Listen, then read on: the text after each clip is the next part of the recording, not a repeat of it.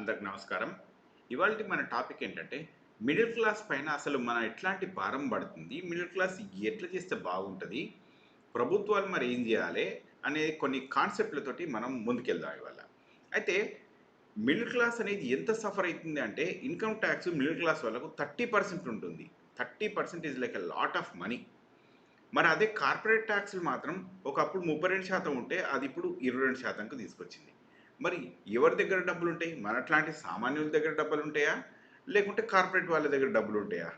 మనం ఇవి కొన్ని చర్చలలోకి చూస్తున్నాం ప్రజల్లారా.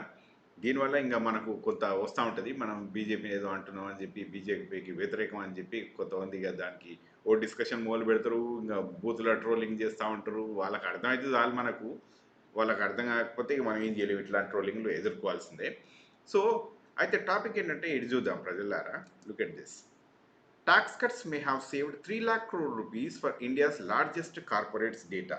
అంటే ఇక్కడ ఏం చెప్పాలి అని అనుకుంటుంది అంటే ప్రభుత్వాలు, ఈ న్యూస్ పేపర్ వాళ్ళు టాక్స్ కట్లు చేయడం వల్ల టాక్స్‌లు ఎవరెవరి దగ్గర అయితే టాక్స్ కట్ చేస్తారో ఎట్లాంటివి కార్పొరేట్ టాక్స్ అనమాట. ఈ కార్పొరేట్ టాక్స్‌లు కట్ చేస్తే 3,00,000 కోట్ల సేవ్ అయినాయి. 3,00,000 కోట్లు అంటే ఎంత డబ్బులు కదా అంటే చాలా ఎక్కువ డబ్బులనమాట. ఇప్పుడు ఇది ఇంత ఎక్కువ డబ్బుల్ని మనము కొన్ని రకాలుగా చూసుకుందాం. ఎటువైపు అంటే ఎడ్యుకేషన్ వైపు యూజ్ చేద్దాం దీన్ని. లేకుంటే హెల్త్ కేర్ వైపు యూజ్ చేద్దాం. ఓకే. అయితే ఎడ్యుకేషన్ వైపు యూజ్ చేస్తే మనం ఒక 4% మాత్రమే ఓవరాల్‌గా 4% ఫర్ జీడీపీని మనం ఎడ్యుకేషన్ వైపు చేస్తాం. అదే డెవలప్డ్ కంట్రీస్ ఉంటే వాళ్ళు 10% కంటే ఎక్కువ చేస్తారు. మనకెందుకు ఎక్కడ ఎందుకు పక్కనే చైనానే చూసుకుందాం. China very highly educated country. Almost 100% of the people are educated.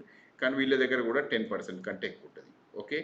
అట్లాగే మనం అమెరికాను చూస్తే కూడా ఈ ఎడ్యుకేషన్ సిస్టమ్ మీద ఎక్కువ డబ్బులే ఖర్చు పెడతారు వాళ్ళు. సో, ఇట్లా ఉంటదనమాట. అయితే ఇది ఎందుకు మాట్లాడుతున్నాను ఈ పద్ధతులల్లా అంటే ఇగో దీనికోసం. ఇది చూడండి ప్రజలారా. Second quarter GDP growth slips to worrying 7 quarter లో. అంటే మన జీడీపీ ఈ ఎప్పుడంటే జూలై నుంచి సెప్టెంబర్ మంత్‌కి బాగా పడిపోయింది. ఎంత పడిపోయింది అంటే 5.4%కి పడిపోయింది. ఇది ఇంతకంటే ముందు ఒక 6.8% ఉన్నదాన్ని మొత్తం కిందకి పడిపోయిందనమాట. సో, ఓవరాల్‌గా మనమేమో 7% ఎక్స్‌పెక్ట్ చేస్తా ఉన్నాం జీడీపీ గ్రోత్. కానీ ఇప్పుడు మాత్రం ఇగో ఈ లెవెల్‌కి ఉన్నాం మనం. అయితే మరి దీనివల్ల ప్రాబ్లమ్స్ ఏంటి? ఎందుకు ఇవి ఇట్లా పడుతున్నాయి? పడితే మనం ఇది ఎట్లాంటి ప్రాబ్లమ్స్ వస్తాయి అని గనుక మనం చూసుకుంటే, ఒకటి ఆలోచించండి ప్రజలారా. Simple fact. కార్పొరేట్‌లకి తక్కువ ట్యాక్స్‌లు, మనకి ఎక్కువ ట్యాక్స్‌లు పెడితే ఆల్రెడీ మనం స్క్వీజ్ అవుట్ అయితా ఉంటాం. ఎట్లా స్క్వీజ్ అవుట్ అవుతా ఉంటాం అంటే మీకు చూపిస్తాను చూడండి. ఇగో ఇక్కడ ఈ ఎలక్షన్‌లు అయిపోయిన తర్వాత నుంచి ఈ 6 నెలల్లో ఇగో రూ. 170 పెరిగింది 5 నెలల్లో. ఆగస్ట్‌లోనేమో రూ. 7 పెరిగితే, సెప్టెంబర్‌లో 38, అక్టోబర్‌లో 48, నవంబర్‌లో 61, డిసెంబర్‌లో రూ. 16. ఇది దేనిపైన పెరిగింది అంటే గ్యాస్ సిలిండర్ పైన. గ్యాస్ సిలిండర్ పైన ఈ రూ. 171 ఈ 5 నెలల్లో మాత్రమే పెరిగింది. అంటే ఇది ఒక సామాన్యుడి మీద చాలా పెద్ద భారం అన్నమాట. సామాన్యుడికి పెద్ద భారం ఇది. మిగతా వాళ్ళకు రిచ్ పీపుల్‌కు మనకు తేడా ఎట్లుంటదంటే ప్రజల్లారా ఒక సింపుల్ ఎగ్జాంపుల్ చూపిస్తాను నేను మీ అందరికీ. Let me show you all something. ఆహ్, లెట్స్ సే ఒక మిడిల్ క్లాస్ తీసుకుందాం. ఓకే. మిడిల్ క్లాసోళ్ళు మనట్లాంటి మిడిల్ క్లాస్ ఒకటి, ఒకళ్ళేమో ఇంక కార్పొరేట్ రిచ్ సంస్థలు ఇవన్నీ. అయితే ఈ మిడిల్ క్లాస్ వాళ్ళు 30% ట్యాక్స్ కడతారు. అవునా? తర్వాత జీఎస్టీలల్లా ఏది కొను జీఎస్టీ. వాళ్ళ దగ్గర సేవ్ అయ్యే డబ్బులల్లా ఎంత లెట్స్ సే ఒక రూ. 1,00,000 వస్తదనుకుందాం. రూ. 1,00,000 వస్తే 30% ట్యాక్స్ కడితే రూ. 70,000 మిగులుతది. ఈ 70,000 వాళ్ళకు ఇంటి రెంట్లుంటాయి, కార్‌కు ఉంటాయి టాక్స్‌లు, లేకుంటే ఇంక గ్రాసరీ బిల్స్ ఉంటాయి, ఇంగ లేకుంటే ఇన్స్యూరెన్స్ ఉంటది. ఇవన్నీ కలిపితే ఇవన్నిటికి మళ్ళీ ఒక 10% టాక్స్‌లు పడతాయి. అవునా? ఖచ్చితంగా మనకు ఒక 10% అన్నా 10% యావరేజ్‌గా ఈ ఈ కాస్ట్‌లన్నిటి మీద యావరేజ్‌గా మినిమమ్ 10% అయితే పడతది. అంటే 70,000 నుంచి ఇది ఇంగ కరెక్ట్‌గా చెప్పుకోవాలంటే అటు ఇటుగా చూస్తే 60,000 కాడికొస్తది. 60,000 కాడికి ఏంటి?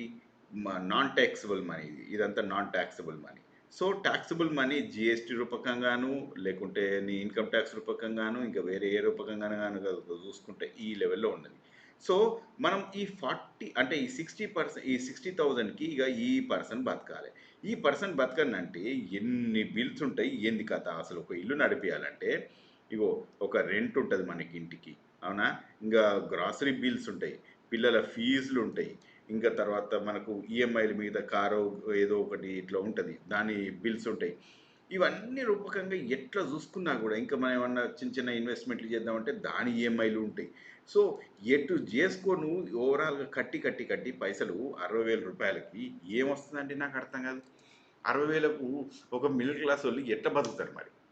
ఇదే 60,000 మనకు 40% వచ్చిన దాంట్లో 60,000లో మనం బతుకుతున్నాం కదా. మరి అదే లెట్సే ఒక కార్పొరేట్ సంస్థని చూసుకుందాం, లేకుంటే అంబానీ అదాని వీళ్ళు ఉంటారు కదా పెద్దవాళ్ళు. సో వాళ్ళ డబ్బులే చూసుకుందాం. వాళ్ళకు వచ్చే దాంట్లో 40% మరి వాళ్ళు ట్యాక్సులు కడతారా అంటే కట్టరు. మరి వాళ్ళు ఎంత కడతారు అంటే వాళ్ళ కంపెనీస్ కానీ వాళ్ళు కానీ కట్టేది మ్యాక్సిమం 20% ఉంటుంది, మ్యాక్సిమం నేను చెప్తుంది. సో ఇట్లా 20% ట్యాక్స్‌లు వాళ్ళు కట్టేసి, మనమేమో 40% ట్యాక్స్‌లు కట్టుకుంటూ కూర్చుంటే, మనమేమో 60,000లో బతకాలే. వాళ్ళకేమో లక్షల కోట్లల్లో వస్తా ఉంటాయి. అంటే దీనికి కారణం ఎవరు మరి? ప్రభుత్వం కాదా? మనం ఇవాళ బీజేపీని అంటున్నాం అని చెప్పి ట్రోలర్స్ ఏదో మొదలు పెడతా ఉంటారు కానీ, ఇప్పుడు కార్పొరేట్ ట్యాక్స్‌లు తగ్గించింది ఎవరు? బీజేపీ కాదా? ఈ పాపానికి ఒడిగట్టింది ఎవరు? మిడిల్ క్లాస్‌ని సఫర్ చేస్తుంది ఎవరు? ఈ మిడిల్ క్లాస్ సఫరింగ్ వల్ల మనం ఏమైతుందనేది మనం కొంత చూసుకుందాం ప్రజల్లారా. దీనివల్ల అన్నిటిపైన మన బిహేవియరే మారిపోతుంది. ఎందుకంటే ఎవడికంటే ఎక్కువ డబ్బులు ఉంటాయో ఇంక వాడికి రెస్పెక్ట్ ఇచ్చేది మొదలు పెడతాం. వాడు దొంగతనం చేసి సంపాదించిండా, వాడు లంగతనం చేసి సంపాదించిండా పక్కన పెట్టేస్తే, ఇక వానికి అట్లా డబ్బులు ఇచ్చేయడంలో రెస్పెక్ట్. వాడికి డబ్బులున్నాయి కాబట్టి రెస్పెక్ట్ ఇస్తా ఉంటాం. అంతేగాని వాడు బుద్ధిగా ప్రాపర్‌గా ఉండడని కాదు. రెండోది, దీనివల్ల మనం పిల్లలకు బాగా ఫోర్స్ చేస్తా ఉన్నాం. ఎందుకంటే పిల్లోడు మనలాగా ఉండొద్దు, మనలాగా సఫర్ కావద్దు అన్న ఉద్దేశ్యంతో ఉంటాం కాబట్టి, పిల్లోడి మీద ఎక్కువ స్ట్రెస్ పెడుతున్నాం మనం. వాళ్ళ ఎడ్యుకేషన్ పైన గానీ, వాళ్ళ ఇంకా ఏదైనా ఎంపవర్‌మెంట్ అయ్యే ఏ పద్ధతి అయినా గూడా మనం వాళ్ళని ఎక్కువ ఫోర్స్ పెడుతున్నాం. దాంతోటి ఇప్పుడు కరెక్ట్‌గా చూసుకుంటే మన తెలంగాణలో గనుక చూసుకుంటే, పిల్లలు బాగా స్ట్రెస్‌కు లోనయ్యి ఇంటర్మీడియేట్ పిల్లలైతే వాళ్ళు చచ్చిపోతుండ్రు. ఉరేసుకొని కూడా చచ్చిపోతుండ్రు. ఏదో ఒక విధంగా సూసైడ్ చేసుకొని చనిపోతుండ్రు.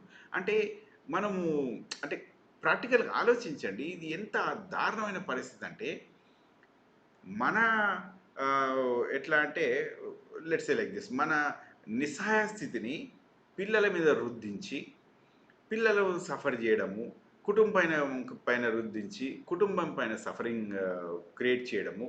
మరి ఇవన్నిటికి మనమే బాధ్యులమా అంటే, ఎంతో కొంత మనకైతే బాధ్యత ఉంటది. ఎందుకు అంటే ప్రాపర్‌గా చూడండి. మనం ఏమైతుంటదంటే, ఒక రిలీజియను, ఒక క్యాస్టు, ఒక ఇంకేదన్నా ఒక ఇట్లాంటి బిహేవియర్స్ ఎప్పుడైతే మనకు తలకెక్కుతాయో, మనం అసలు అన్నీ మర్చిపోతాం. అన్నీ మర్చిపోయి ఆహ్, డంబ్ రీజన్స్‌ని మనం చూజ్ చేసుకొని, ఇంగ రిలీజియన్‌నో లేకుంటే క్యాస్ట్‌నో చూజ్ చేసుకొని, ఇగ ముందుకెళ్ళిపోతా ఉంటాం. మన ఓటు బ్యాంకు అటే మూవ్ అయితా ఉంటది. మనదంతా అదే మూవ్ అయితా ఉంటది. కరెక్ట్‌గా చూద్దామంటే ఇవాళ ట్రంప్‌ని చూద్దాము, మన ఇండియాని చూద్దాం. ట్రంపు మన ఎంతో మందికి చాలా తెలిసిన విషయం ఏందంటే, ఆయన ఎట్లా అంటే యూనిలాటరల్ డెసిషన్స్ తీసుకుంటాడు. డిప్లొమాటిక్‌గా అస్సలు ఉండడు. ఆయన పద్ధతులు బాగా టఫ్‌గా ఉంటాయని చెప్పే ఉంటది. కానీ అయినా ట్రంపే గెలిచిండు. ఎందుకు గెలిచిండు అంటే నంబర్ 1 థింగ్, అమెరికాలో ఎకానమీ ఈజ్ మోర్ ఇంపార్టెంట్ అని అనుకున్నారు వాళ్ళు. అందుకనే గెలిచిండు. మరి మనకు తెలంగాణలో, మన ఇండియాలో గనుక చూస్తే economy is not important for us. Religion, caste, ఇవే మనకు మెదడుకెక్కి కూసోని అవి తాండవం చేస్తున్నాయి మన పైన. కానీ మనం దానివల్ల మనం ఏందంటే కొత్త ఆలోచన విధానమే చూడలేకపోతున్నాము. ఇటు చూద్దాం ఇంకా కొంత విషయాన్ని చూడండి ప్రజల్లారా. అయితే ఇప్పుడు ఈ కార్పొరేట్ ట్యాక్స్‌లు ఇవన్నీ చేసుకుంటూ వచ్చినాయి. నేను కొంత టేబుల్స్ తీసుకున్నా దీనికి. చూడండి, ఈ టేబుల్స్ చూద్దాం. ఈ టేబుల్ ఒకటి చూద్దాం మన ప్రజల్లారా. ఇగో ఇఫెక్టివ్ ట్యాక్స్ ఎంతుంది అంటే 2013, 2014లో 28% ఏమో మొత్తం. ఇగో ఇదేందంటే బాంబే స్టాక్ ఎక్స్‌చేంజ్‌లో 500 కంపెనీస్‌ని తీసుకొని, లేకుంటే టాప్ 10% కంపెనీస్‌ని తీసుకున్నారు. బాంబే స్టాక్ ఎక్స్‌చేంజ్‌లో అన్ని కంపెనీస్‌ని గనుక చూస్తే వీళ్ళు 28.9 కడితే, వీళ్ళు మాత్రం టాప్ 10 కంపెనీస్ మాత్రం 28.3 కడుతున్నారు. అంటే 0.5% ఇంకా తక్కువనే కడుతుండ్రు. అట్లాగే అది 2014ల. ఇక 14,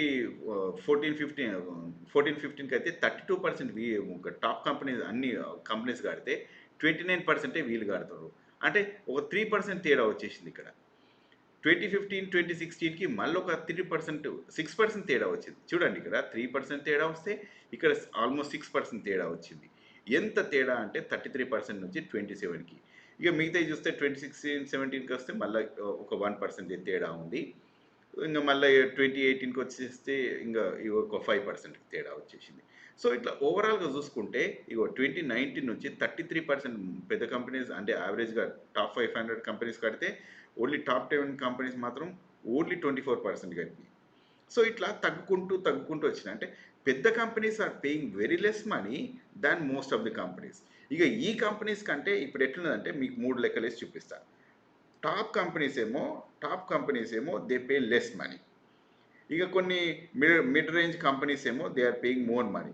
వాళ్ళకంటే ఎవరు ఎక్కువ కడతారంటే పర్సనల్ ట్యాక్సెస్ ఇంకా హైగా కడుతున్నాం మనం. So rich is becoming very rich, middle class is becoming poor. ఇది గుర్తుపెట్టుకోండి. Rich is becoming super rich. అందుకని ఇండియాలో లగ్జరీ అపార్ట్మెంట్లు కానీ, లగ్జరీ కార్స్ కానీ, లగ్జరీ టాపిక్స్ కానీ వీటి సేల్స్ చాలా హైగా ఉంది. మిడిల్ క్లాస్ ఏమవుతుందంటే లెట్స్ ఏ మారుతి కార్ అసలు చూస్తున్నాం. మారుతి కార్ సేల్స్ తగ్గినాయి. ఇంకా చిన్న మిడిల్ క్లాస్ ఒక ₹1,00,00,000 ఉండే అపార్ట్మెంట్ విలువ ఇవి తగ్గినాయి.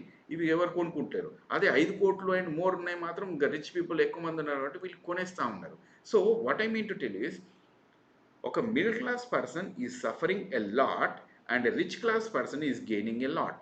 మరి ఇది ఎవరు తప్పిదము అంటే ప్రభుత్వాల తప్పిదమని నేను బాజాప్తా చెప్తున్నా. ఎందుకంటే ఇండివిజువల్ ట్యాక్సెస్ ఏమో 30% ఉంటే కార్పొరేట్ ట్యాక్సెస్ 22%. ఈ 22% కూడా వీళ్ళు కట్టరు ప్రజలారా. కట్టకుండా ఏం చేస్తారంటే ఒక రకరకాలుగా ఏదో మేము చారిటీ చేస్తున్నామని కొంతమంది, ఒకళ్ళేమో రీసెర్చ్ వైపు చేస్తున్నామని కొంత డబ్బులు కడతారు. ఇక కొంతమేమో నార్త్ ఈస్ట్ స్టేట్స్లో మనం కొంత డెవలప్మెంట్ చేస్తున్నామని ఇట్లా ఈ పద్ధతులల్లో ఇక రకరకాలుగా పద్ధతులలో వీళ్ళు తప్పించుకునే మార్గాలే ఎక్కువ చేస్తారు. మన అట్లాంటి మిడిల్ క్లాస్ వాళ్ళకి ఇవన్నీ ఎక్కువ తెలిసినా కూడా మనం తప్పించుకునే మన కెపాసిటీ బాగా చిన్నది. వీళ్ళది మాత్రం లక్షల కోట్లలో ఉంటుంది, మనది వందల రూపాయలలో ఉంటుంది. ఇట్లుంటుంది మన స్టోరీ. ఓకే, ఇక్కడ అయిపోలేదు. I will show you lot more than this. ఇప్పుడు ఇదొకటిసారి చూడండి ప్రజల్లారా.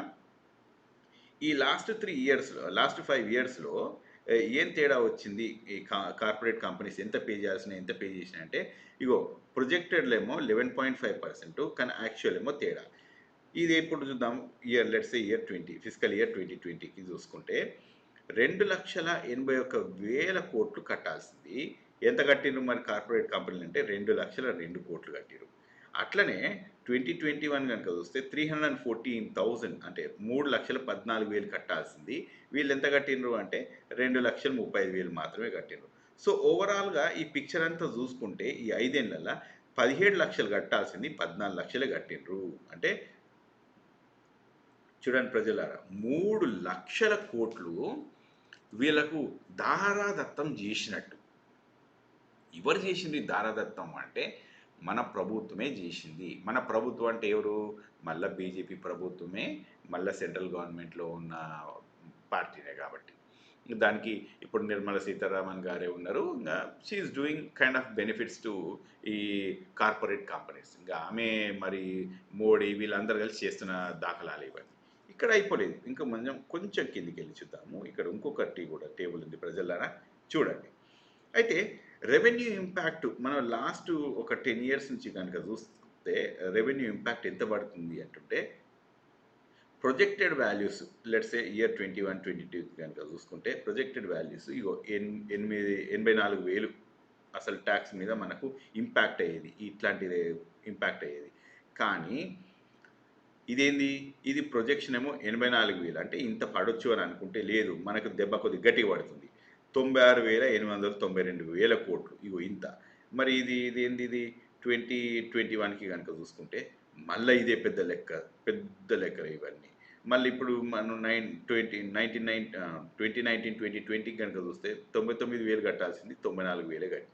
అంటే ఏమైతుంటుంటుంది అంటే ఇక్కడ అసలు ప్రొజెక్షన్స్ ఏమో మనకి ఎక్కువ పే చేయాలని ఉంటుంది. ప్రొజెక్షన్స్ ఏంటి? లెట్సే మనకు ఈజీగా క్యాల్కులేషన్ కోసం చెప్పాలంటే లెట్సే మనం 100 కోట్లు కట్టేది ఉందనుకో, కానీ ఈ ట్యాక్స్ ఎగువైతే బ్యాచ్లల్లో మనం ఇదంతా తగ్గించుకుంటా చూసుకుంటే కనీసంగా ఒక 20% అన్న తగ్గుతుంది. అంటే 80 కోట్లే కడుతున్నాం.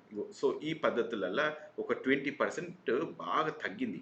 ఇది నేను చెప్పట్లేదు ప్రజలారా, ఇంకా చాలా ఉంది ఇందులో విషయము. అసలు మీకు కొన్ని చూపించాలి. Let me see if I have all that data right here. చూడండి, ఈ డిడక్షన్స్ వల్ల 8,82,000 కోట్లు ఇట్లా డిడక్షన్స్ వల్ల మిగిలింది. ఏంది ఎవరికి అంటే ఇది మళ్ళీ కార్పొరేట్ కంపెనీస్కి ట్యాక్స్లేమో తగ్గించుకుంటూ కూర్చున్నావు, మళ్ళీ డిడక్షన్లు చేస్తూ ఉన్నావు. 3 లక్షలేమో ట్యాక్స్లు తగ్గించినవు, 8 లక్షలేమో ట్యాక్స్ డిడక్షన్స్ చేసినావు నువ్వు, రైట్. మళ్ళీ ఇవి కాకుండా రైట్ ఆఫ్లు, లోన్లలో రైట్ ఆఫ్లు ప్రతి సంవత్సరం ఒక 2 లక్షల కోట్లు, యావరేజ్గా ఇప్పుడు 10 లక్షల కోట్లు అయింది. అంటే ఇది కనుక చూసుకుంటే ఓవరాల్గా మనకు 20 లక్షల కోట్ల పైన మరి కార్పొరేట్లకు మనం లాభం చేయించినట్టే మనం అందరం కలిసి. సో ప్రజలారా, అంటే నేను ఏం చెప్దాం అనుకుంటున్నా అంటే, వీడియో బాగా లాంగ్ అవుతుంది. So much sorry about it. ఇంకా సరే, ఇంకొక చిన్న విషయం చెప్పి ఆపేస్తా ప్రజలారా. కార్పొరేట్ ప్రాఫిట్స్ ఏమో 32%, కార్పొరేట్స్ ట్యాక్సులు పెంచిందేమో 18% మాత్రమే. ఇది ఒకటి చూడండి. అంటే వీళ్ళకు 32% లాభం వస్తుంటే వీళ్ళు కడుతుంది మాత్రం 18,000 పెరిగింది, ఓవరాల్గా పెరిగింది. అంటే నేను ఏం చెప్పాలనుకుంటున్నా అంటే, మిడిల్ క్లాసు అతి దారుణంగా నష్టపోతుంది. అతి దారుణంగా నష్టపోయి కార్పొరేట్స్కి మాత్రమే లాభం జరిగే విధంగా ఇది జరుగుతూ ఉంది. దీనివల్ల వెల్త్ గ్యాప్ బాగా పెరుగుతుంది ప్రజలారా. ఇంత వెల్త్ గ్యాప్ పెరిగితే ఇది దేశానికి అస్సలు మంచిది కాదు. మనము as a middle class person లాగా మనము మన పిల్లల్ని, మన ఫ్యామిలీని అందరినీ ప్రెషర్లో పెడుతున్నాం. దీనికి కావాల్సిందల్లా ఓపెన్ మైండెడ్నెస్. మనం ఓపెన్ మైండెడ్గా ఆలోచించి ఏది దేశానికి లాభము అనేది కనుక చూసుకుంటే, ఎకానమీయా లేకుంటే మనకున్న ఒక దరిద్ర సెంటిమెంట్, రిలీజన్, లేకుంటే క్యాస్టోనా, ఏది ఇంపార్టెంట్? మనకు క్యాస్ట్ రిలీజన్ ఇంపార్టెంటా, ఎకానమీ ఇంపార్టెంటా అనేది కనుక మనం ఆలోచించుకొని మనం ముందుకెళ్తే బాగుపడదాం. లేకుంటే మనతో పాటు మన పిల్లలు కూడా బాగా సఫర్ అవుతారు. And this is going to be a huge challenge. Okay, నేను నెక్స్ట్ వీడియోలో మళ్ళీ కలుస్తాను. సారీ, ఇప్పటికే బాగా ఎక్కువసేపు అయింది ఈ video, right. Thank you very much.